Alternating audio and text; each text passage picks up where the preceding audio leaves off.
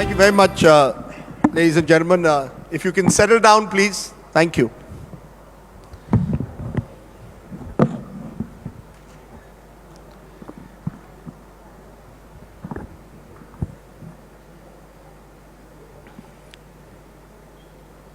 At the India Today conclave, we're now going to look at New India.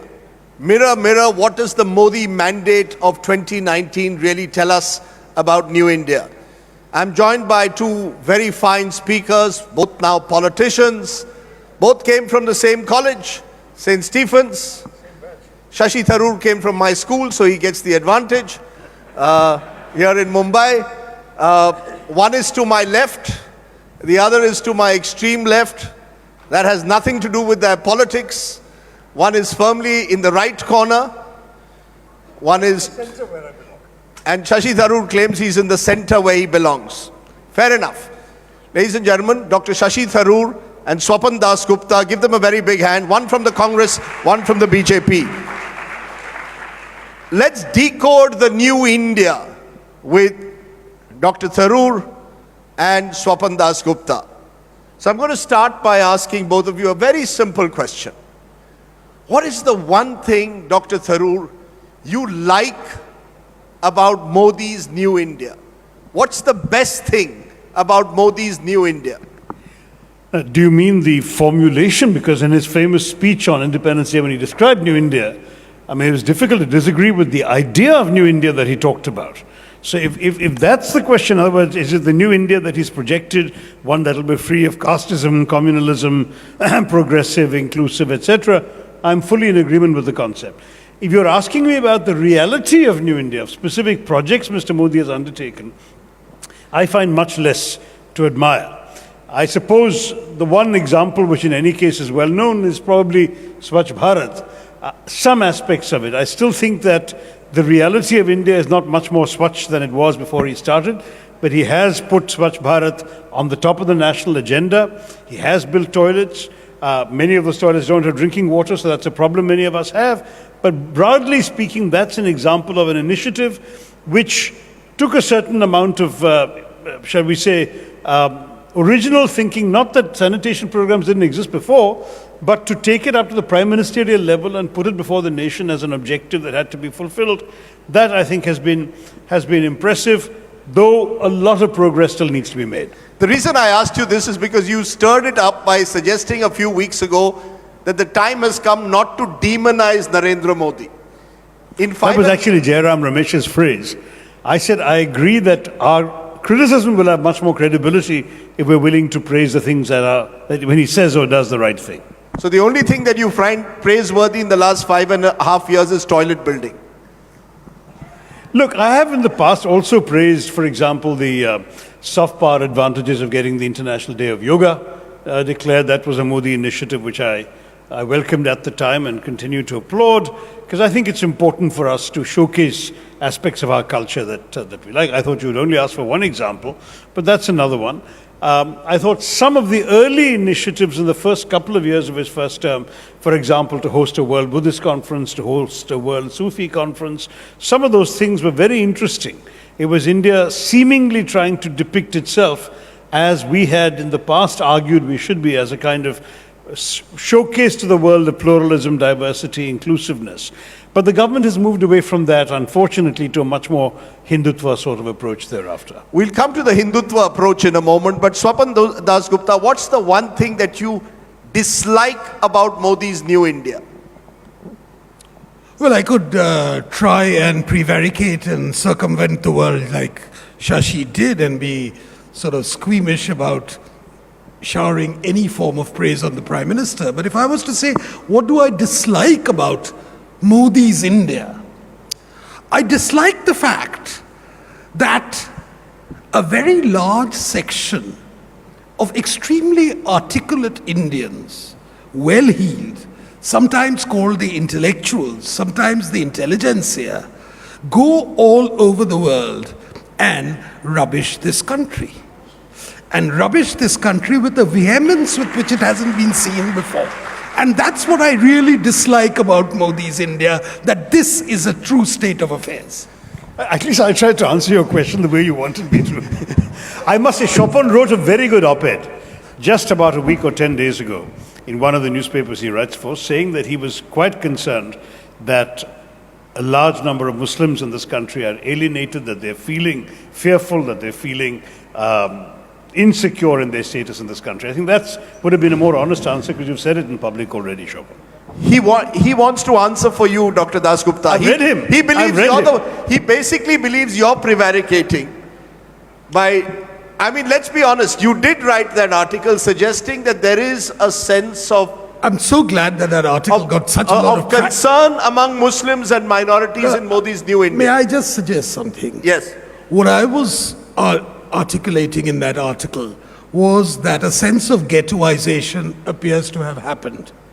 And that ghettoization, the reasons for that ghettoization are quite complex. I don't blame one side for it. I blame a series of issues. But that ghettoization is not a desirable state of being. That conversations need to happen, and some of these conversations are not taking place. And I think that's a perfectly acceptable point of view, and I think that's a point of view which the Prime Minister agrees. And I think there's absolutely nothing to suggest that that is in any way contrary to the very bright and entirely positive India which is growing out of Modi. Okay, you say there's a lack of conversation between communities. People will say it's much more than that. There is a sense of enmity, hostility today between communities. Communities get demonized. But Shashi Tharoor, define your vision then of what Hindutva is all about. You've written about it. What is your definition of Hindutva? Why for you is Hindutva a word that troubles you and liberals like you so much? Because it goes fundamentally against what the freedom struggle was all about. Our freedom struggle divided, as you know, not on ideological grounds of Marxists versus capitalists or liberals versus socialists. It divided on the basic question of whether religion should be the determinant of nationhood. One set of people said it should be. That was the idea of Pakistan, and they created a country based on the idea that their nationhood was going to emerge from religion. But the other set of people, Mahatma Gandhi, Nehruji, Maulana Azad, Ambedkar, Rajendra Prasad, you name them all, the whole bunch of these nationalist leaders said, no, our freedom struggle has been for everybody. We have one freedom for everyone, and we will write a constitution and create a country that includes everyone and that gives everyone equal rights. That's the fundamental premise of what India has been all about, and that is the constitution that Prime Minister Modi and his ministers are sworn to uphold and defend. But if you look at the Hindutva doctrine going right back to Savarkar's foundational text of 1925 and looking at the various other books that have come out of the likes of Golwalkar and Deen Dayal Upadhyay, they fundamentally reject this idea of India. They reject the constitution of India. They explicitly state that India should be a Hindu Rashtra. And there is this entire theoretical construct in Hindutva that says the biggest flaw of modern India is its notion of territorial nationalism. That India and Indian democracy and the Indian constitution assumes that India is a territory called India and the constitution is for all the people on it. Wrong, they say. A nation is not a territory, a nation is a people, and the people of India are only the Hindu people. That is why they speak of a Hindu Rashtra. I'm summarizing their beliefs, but I believe with some degree of accuracy, this is what Hindutva stands for. And to my mind, it's fundamentally unacceptable, because that's not the India that I have sworn allegiance to, that I have returned to, that I've grown up in, and that I've read, studied, and cherished. What if I told you that Shashi Tharoor is alienated in that sense, is a marginal voice to the new India? Here you've had Mr. Modi and the BJP win a big majority in 2019, and the liberal project that you speak about today is discredited. That Shashi Tharoor's Nehruvian India has been replaced by Modi's India. Will you agree with that? No, because I think the Constitution, according to the Prime Minister, is his holy book. Then he ought to live up to it. You don't accept that the liberal project, the Nehruvian India project, has been discredited or is no longer acceptable to a large majority of Indians? No, that I don't agree, because Mr. Modi and the BJP won 37% of the vote in the last elections. So an overwhelming majority of Indians have still not bought into Hindi, Hindutva, Hindustan. That is not, at the moment, yet the majority view. Swapan Das Gupta, respond to that. According to Shashi Tharoor, the Constitution of India is the holy book. In the BJP's majoritarian worldview, The constitution is not the holy book. The BJP wants a Hindu Rashtra. Modi's India is actually about a Hindu Rashtra. Well, first, let me compliment Shashi for believing that he actually won the election. Believing that the BJP did not get a mandate. That's the first thing. You know, it's the sense of denial which often characterizes people like him.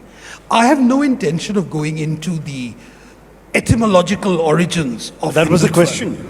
Of etymological origins of Hindutva, of what Savarkar said and what Golwalkar said. We can go into that. That's an abstruse academic debate. The basic point is very simple, that there is something called the Constitution of India.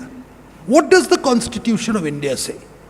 The Constitution of India defines the rules on which public life is and should be conducted in India. It's very clearly a rule book. There is something called the Indian nation, which goes far beyond the Constitution. The Indian nation was not created in 1950. There existed a nation which is before that. And that nation has been defined not so much in territorial terms, although that is also a part of it, but it has been in civilizational terms. And one of the features of that civilization, the cultural features of civilization, can be broadly said that the large underpinnings of it can loosely be called Hindu. It does not mean Hindu in a religious, in a ritualistic sense. It means Hindu in a very loose cultural sense. And one of the features which defined the India which grew up after 1950, which wasn't there prior to 1950, was the sheer defensiveness and the fact that to say Hindu had become a cuss word. And that pejorative connotation has been taken out of that. We have to recognize that the cultural dimensions of what is India is largely defined by that Hindu. This is not to say there are not other features of that. There are many other features of it. Some of them are secular, some of them are religious, some of them may be other forms, technological, etc. But to deny that, to my mind, is to try and say that India is a rootless civilization, that India is defined only by a codification of laws.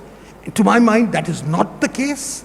There is much more of a meaning behind that, which is why Shashi spends so much of his time writing books on what it means to be a Hindu. I don't need to define what it means to be a Hindu. I don't want to codify what it means to be a Hindu. I think it's there. I don't have to define my Hinduness, and I don't want my Hinduness to come into someone else's Hinduness. No, so are you saying Hindutva is to be defined in this new No, India it should purely in cultural terms? Is it in cultural terms or is it in political terms? At the end of the day, it's wonderful to have this debate about the cultural aspects of Hinduism. I'm not debating. I actually agree with him on culture. But I'm glad you agree with it, because it's the political doctrine of Hindutva that we're talking about. No, so what is the political doctrine? What I described in For example, let's talk about Ram Mandir, an issue which has now come up and which has now come up in the Supreme Court in its final stage, may well be settled by the middle of November. Do you believe, Shashi Tharoor, for example, that a Ram Mandir, in your view, is as is suggested by the likes of Dr. Das Gupta and Subramaniam Swamy, is a matter of faith? And not in the same breath, please. Okay, not in the same breath. I was just provoking you by linking you to Dr. Swamy. But in a way, do you believe that it is an article of faith and therefore faith must triumph in the context, let's say, of a Ram Mandir? Or do you see it as the political construct of Hindutva that troubles you? For once, let me listen to the Prime Minister. He's urged us all to shut up about this issue until after the Supreme Court has pronounced itself, and I think I'm going to leave it there. That sounds like an extremely defensive response. I've expressed my views in the past. I've said What is your view? No, I don't think that it was right to demolish another person's place of worship.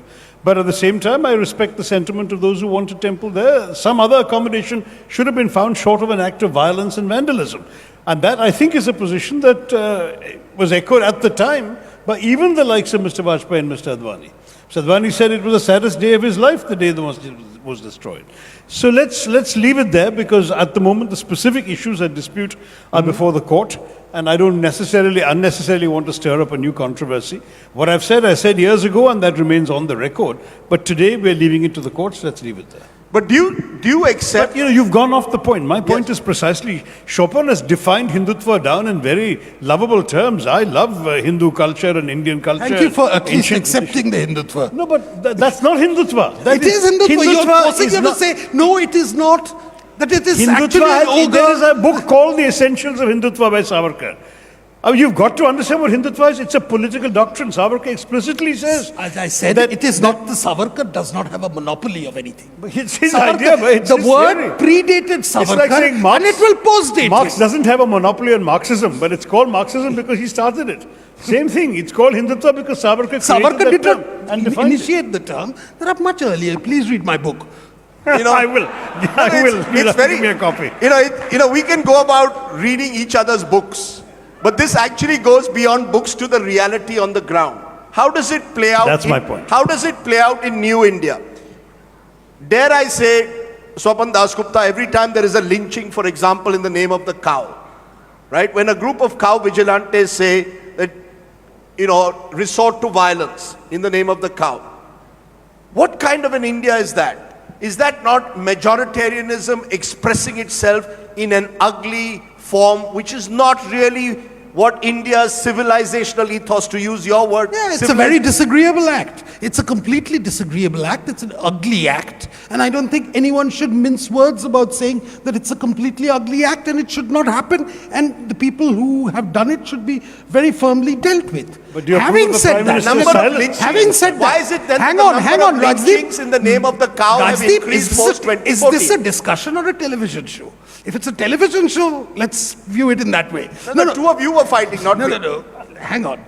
The point is very simply this, that in India, something as ugly as lynching is to be condemned unequivocally.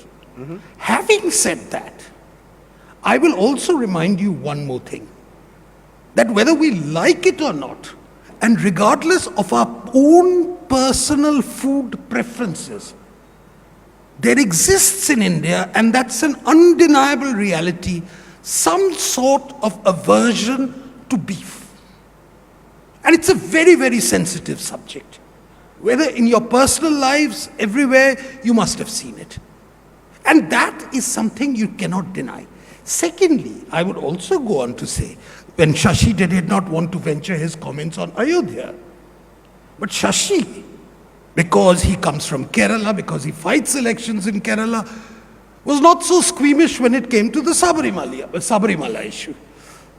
And there, first having said that the constitution must prevail, secondly said, no, popular sentiment should also be acknowledged, and so popular sentiment should also prevail. And that popular sentiment meant that there were certain customs in vogue in Sabarimala which had to be respected.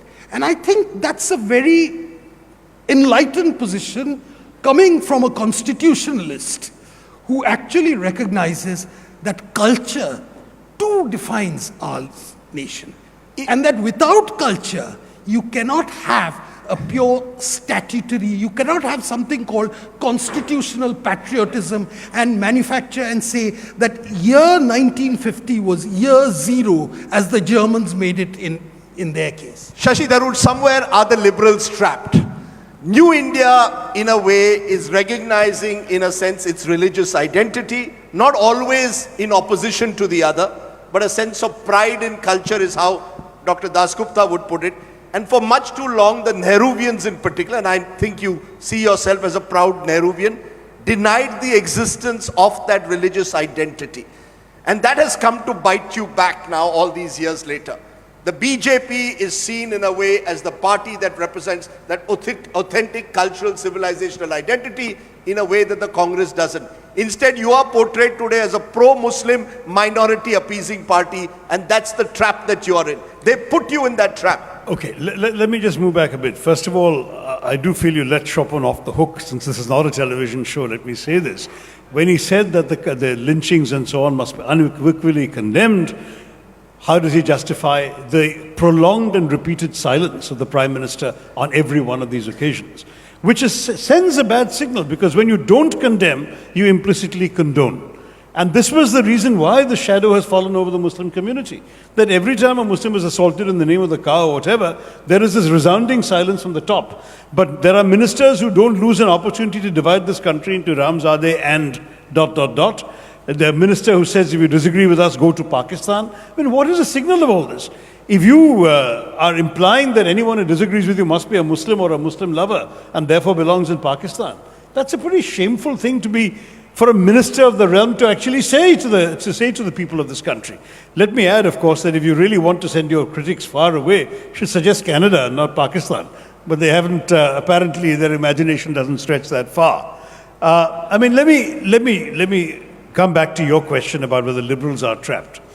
The fact is that, as I said, mathematically a majority of the country is not yet with Mr. Modi. He's gone up from 31 to 37, great. You've stayed at 19. You We can stayed go at on 19. about I've said BJP this going was- on from 31 to 37. You've stayed at 19. That's Agreed. half of the BJP. I agreed, but if you add the Shiv Sena, which is the only other Hindutva-oriented party, you still get to 41, 42% of the country. You don't get to 50. You don't get to 51. Right? Has any party got 51? Beg your pardon? Has any party in any general election since 1952 crossed 50% No, of the I'm not talking popular about vote? individual party. I'm saying, No, no. therefore, So, parties, tell me that. No, no, tell all me the that. remaining parties which are not subscribers to Hindutva ideology, cumulatively still represent the majority opinion in this country. Undoubtedly, they're divided on other Was political that election fought on the basis of Hindutva? Was this a referendum like Brexit, which was fought on the basis of it became on Hindutva? about a few You issues. decide, having said it, that you decide that this is an election which was fought on the basis of Hindutva. On what basis have you come to this conclusion? Was performance not a factor in this election? Was leadership not a factor in this election? Let me say, as far as performance- These were the real issues in the election. Maybe in one corner of India there might have been issues of, sectarian identity. But overall, this election was fought on very, very basic issues, which included if I may say But so, let me- another issue on which you all were silent about, which is about Balakot. It was about terrorism. It was about the right of Indians to actually have a robust foreign policy. No, listen, okay, let's come to all of that. Do you mind if I just Yes. respond? Because these are important issues. Number one, he says, if it wasn't about Hindutva, it was about other things, performance. We felt objectively that if it was going to be about performance, this government would lose. We had the highest unemployment rate in 45 years. We had a level of agricultural distress so extreme that farmers were committing suicide in droves, so high that the government for the first time is suppressing the numbers. We've had exports down, the index of industrial production down, merchandise output down. There was simply nothing going well in the economy, and many of us thought, why would a young man in UP who voted for Mr. Modi 5 years ago in the expectation of getting a job, vote for him again when he still doesn't have a job? Well, we were wrong, and we were wrong because, indeed, Pulwama Balakot was a very good example of how the national security issue was indeed used to support the BJP effort, because the opposition was in a bind. For us to say, whose fault was it that 40 coffins went back to villages in India? Whose security lapses resulted in these 40 deaths? Would have been seen as somehow unpatriotic. For us to say, did your Balakot bombings actually take out any terrorists, or did you hit a bunch of trees on a deserted hillside as the international media is claiming? Tell us what the proof is. We didn't say it again because we felt we have to stand by the soldiers, we have to stand under the flag, we have to be with the Air Force. And as a result, yes, we deprived ourselves of a legitimate critique of this national security posturing, which the government ran away with in northern India. So there are factors. Mr. Modi's larger-than-life image undoubtedly was a factor.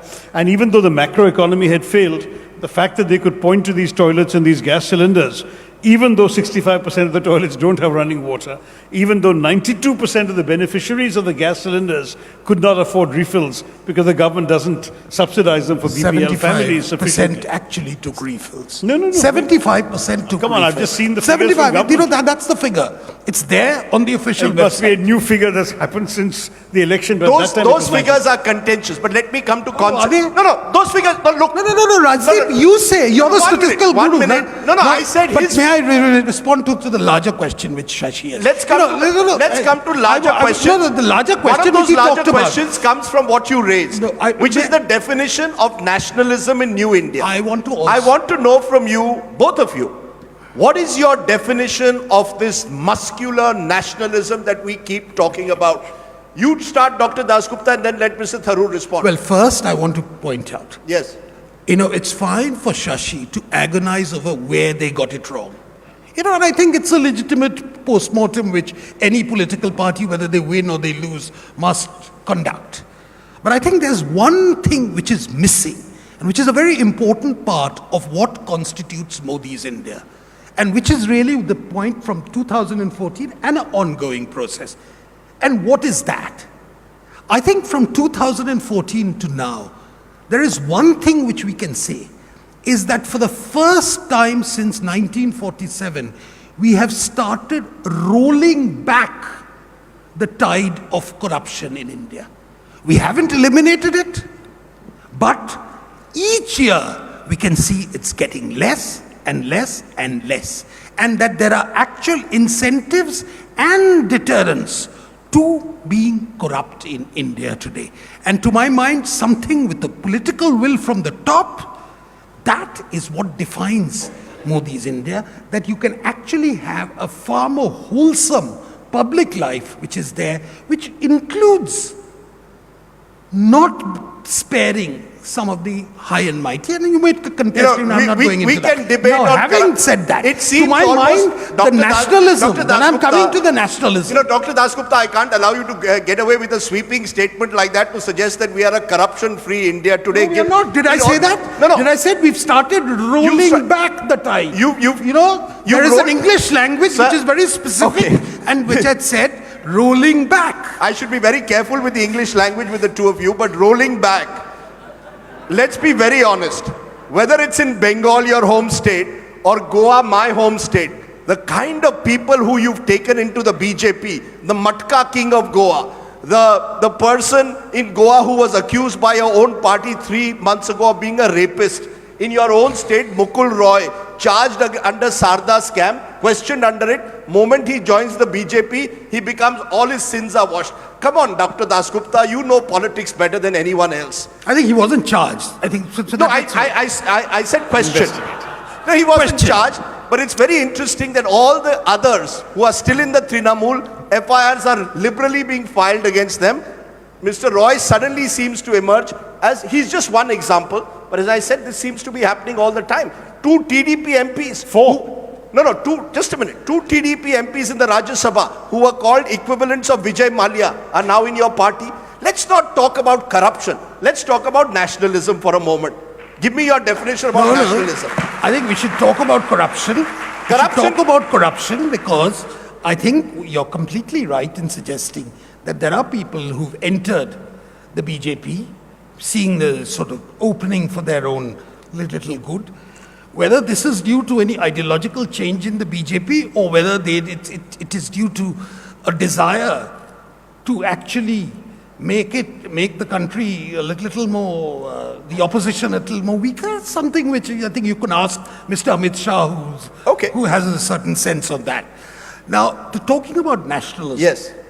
I think the point about nationalism which you're talking about, you've already described it as muscular and robust, etc. Of course, there is an element of muscularity in India, which is different from a weak-kneed non-nationalism which at one time existed. Let's take a look at cricket, a game I imagine you like quite a lot. We all like. In the 1960s, if you can go back that far, and Shashi and I, we can at least, India was habituated to losing in cricket. If we won a game, it was a rarity. Yes. We remember the days when the sight of the West Indian pace bowlers used to make us quiver. Come from there to the time when another Bengali, Saurav Ganguly, took off his shirt on the pavilion at Lord's and on the balcony at Lord's, to the time where someone like Virat Kohli can outsledge the Australians. There is a fundamental change. We might not win every game, but there is a fundamental change in the way we play cricket today. And and I think it's a mirror reflection of the way we feel as a country. It's a country we feel far more self-confident. We are no longer diffident about the fact that we have an Indian passport, which we often present to someone else in a. And this is all post-2014. No, That's the question. Can I say that? Do not put words in my mouth. You know, your friend Karan Thapar is a great one for that. I am saying there is a process at work. Okay. And that process of the work has been very well captured by Narendra Modi far more effectively than anyone else in this country. Point taken. In fact, our mutual friend is Arun that Jaitley, nationalism and that assertive nationalism, which is that you shoot us, we won't turn the other cheek, we'll go and fight you in there. Okay. Okay, our mutual that's friend Arun precisely. Jaitley told me Remember what happened? Let me just finish. Yes. Half a minute more. Remember what happened in 1990 when an entire community was driven out of the Kashmir Valley without anyone saying a week of protest. There was not even a murmur of protest from the so-called intellectuals, from the so-called nationalists, constitutionalists, which they said. Why? Because that was the mood at that time. That we take everything lying down. That was a weak India. That was a diffident India. This is a different India. Modi did not necessarily create it, but Modi certainly has helped encapsulate that trend.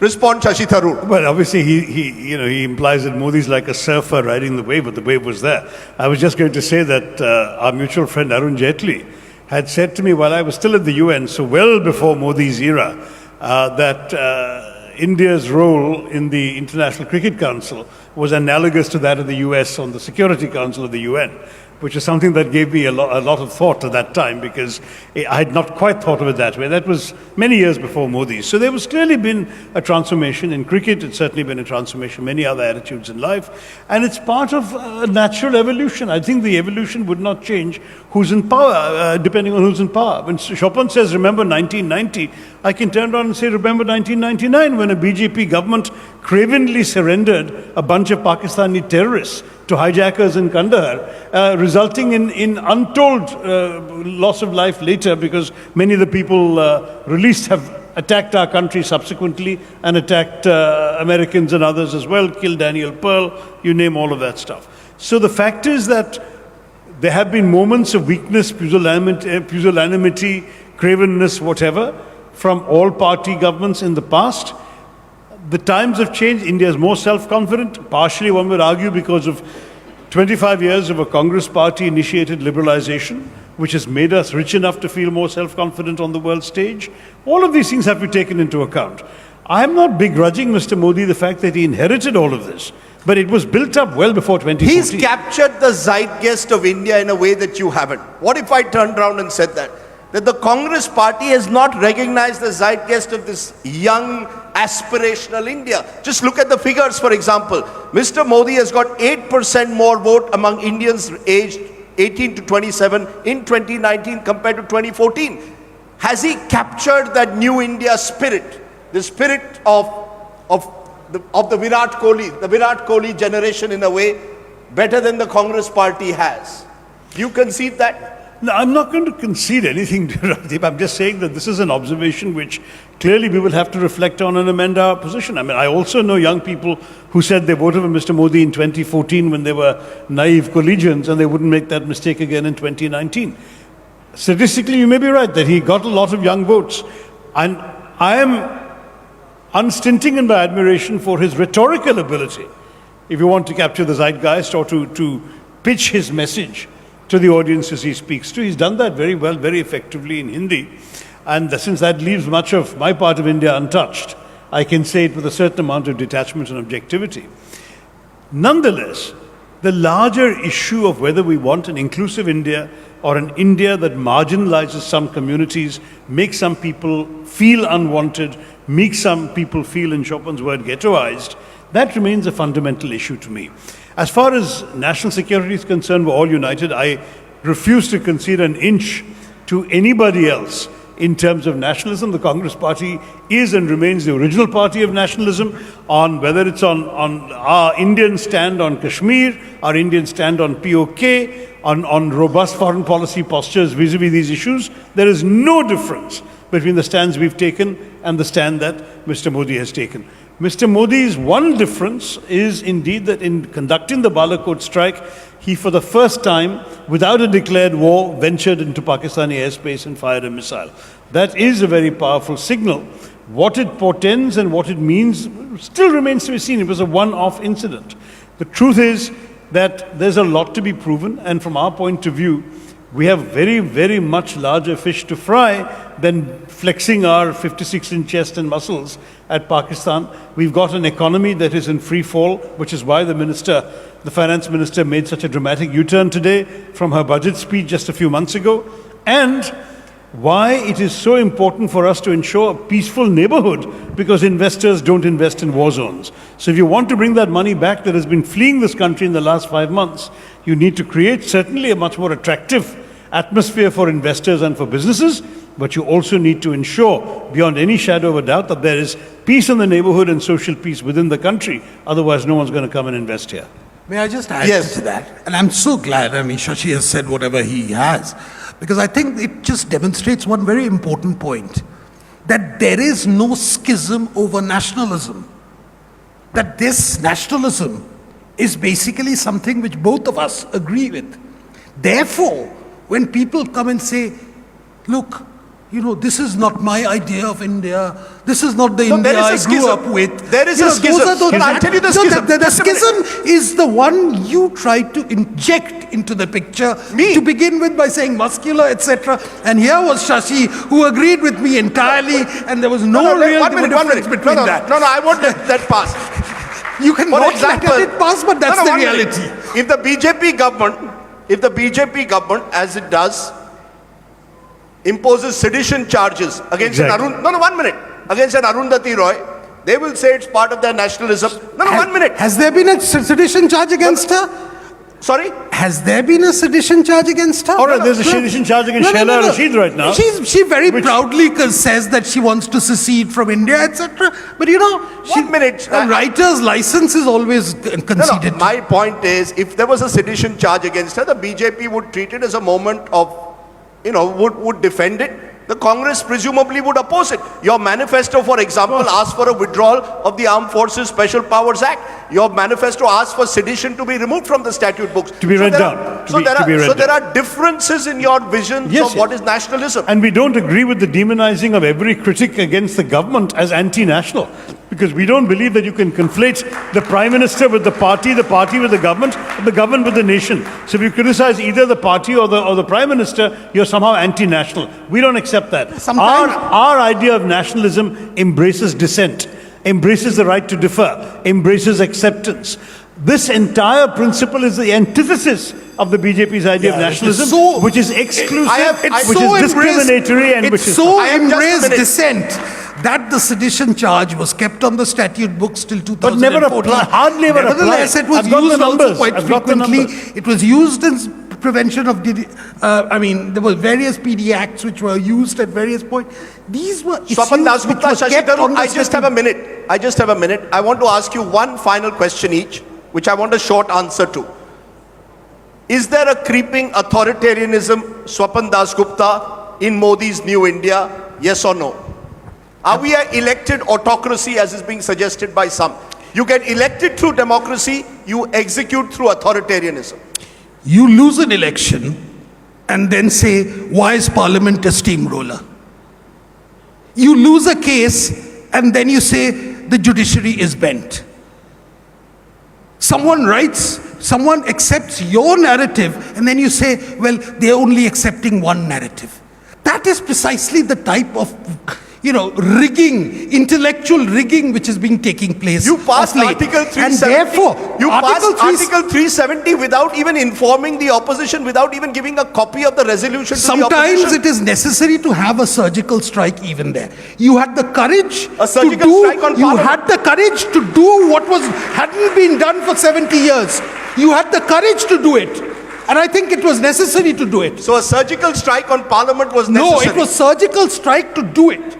Okay. That was absolutely You didn't necessary. reduce Parliament Did to a you have the notice board. guts? Did you have the guts for you? No, you can't do that. You? It is, when I'm saying you know exactly who I mean. Okay. Shashi Tharoor, the question to you equally. Is there no place really for dynasticism anymore in this new India? Oh, I thought you were going to give me a chance to one answer the minute. same question on authoritarianism. He speaks of, the charge on him is that there is creeping authoritarianism. The charge on you is status quo as dynasticism. Look at what happened. Rahul Gandhi resigns. What next? Sonia Gandhi returns. How do you expect a new India to identify with a party which does not? Why is it that new talents cannot emerge? The fact is, Mr. Modi, all said and done, is the Dhoni story. I liken it to Dhoni, the man who's come in from Vadnagar, in Dhoni's case from Ranchi. When will that happen in your party, that someone comes on only on sheer merit and hard work, not because he's a fifth generation dynast? Well, why can't you be the president of the Congress? Answer that. No, Rajiv, Answer that, please. Rajiv is merely doing what anchors do best. Please answer to try that. and get me into trouble. not. But let me That's just a say, serious Rajiv. question. But very seriously, Rajiv, the fact is that what you're asking has happened at every level of the party except the presidency. Don't even forget that the last two Congress prime ministers were not members of any dynasty or of the Gandhi family. And the fact is, therefore, that when you look at the way in which the party has encouraged talents to go in various places, I'm somebody who's had no political pedigree, nobody in my family has been in politics, and I have had to win elections on my own credentials. It hasn't been easy, but I've done it and I've been given an opportunity to do it. So I don't think it's entirely fair to imply that only dynasticism works, because the fact is that if you were to look at even the 52 Lok Sabha MPs, a modest number, you will find an overwhelming majority are people who have come into politics through their own hard work and have risen up. Yes, at the leadership of the party, this is the preference of the party workers.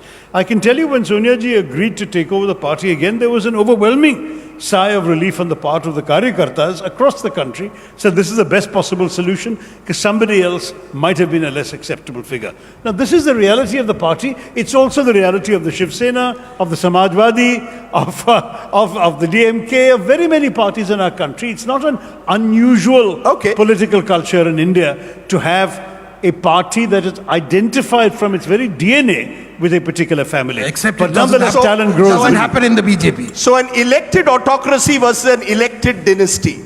We'll ask the people of the country. The people of the country, in a sense, have chosen in 2019. Yes. We don't know They chose despite you, Rajdeep. I am not a dynast. I am far from being a dynast. If I was a dynast, I'd have played cricket better than I did. It's not cricket, Rajdeep. Okay. You know exactly. No, what I mean is, and this is precisely the problem. When you ask questions in today's India, you immediately become part of them. So long as you ask questions that are convenient, you're part of us. I reject that us versus them. We've had both sides heard. Shashi Tharoor, Swapan Dasgupta, we could carry on with this. I imagine this was what was happening in the Stephens dormitories in the 1970s, but we are now in 2019. Wonderful to have two articulate speakers. I just wish that some of those long words in English could be translated for the average Indian, but that will happen one day as well. That's the advantage of being, I guess, Stephanians with your own thesaurus. I win my elections in Malayalam, Rajdeep. Do you use the same long words in Malayalam that you use in English? No, I use very short, because Malayalam has lots of long words, longer than in English. So I use the short ones. Okay, wonderful to have Setting them. an example. Shashi Tharoor, Swapan Dasgupta on Modi's New India. Thank you very much. Thank you very much. Thank you. Well, thank you very much. And that's what we love about the conclave. It's the only platform where you get to hear all sides of the story. The many ideas of the New India were presented right here. Thank you so much. Can we invite Mr. Nazib Arif, Executive Vice President, ITC Limited, to please present our guests with a token of appreciation.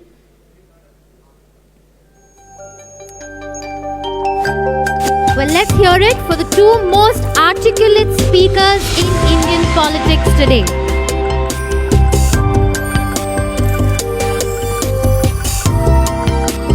And we're very proud to say that one of them actually was with India Today magazine not too long ago.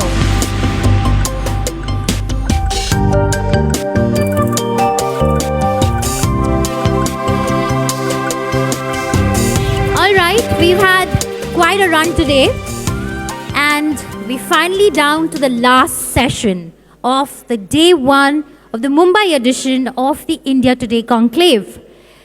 You don't want to miss this. You want to hold on tight to your seats. So I would recommend, if you find spaces, empty spaces up front, please move up. Because while we are talking about the idea of New India, Modi's New India, we have here with us a millennial hero of New India.